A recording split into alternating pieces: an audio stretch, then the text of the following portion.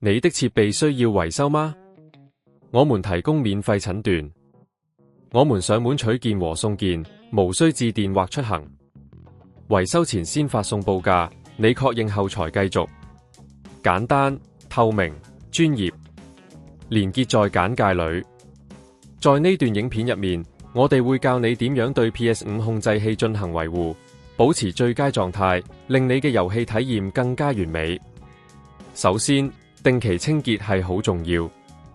用微纖維布輕輕拭去表面灰塵，尤其係按鈕周圍，避免污垢積聚影響操作。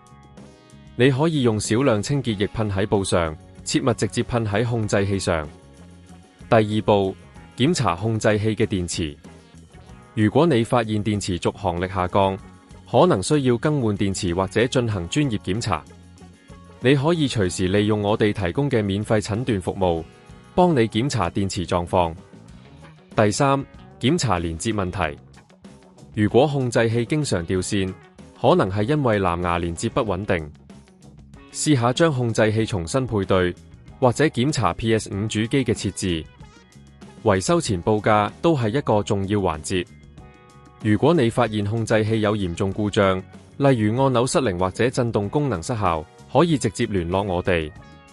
我哋會提供透明嘅維修前報價，確保你對維修費用清楚明了。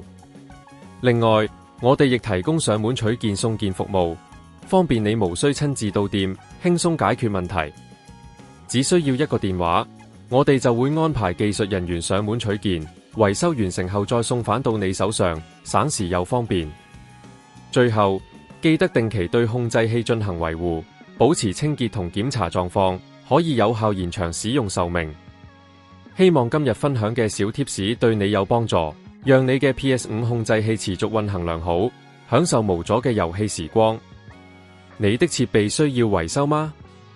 我們提供免費診斷，我們上門取件和送件，無需致電或出行。維修前先發送報價，你確認後才繼續。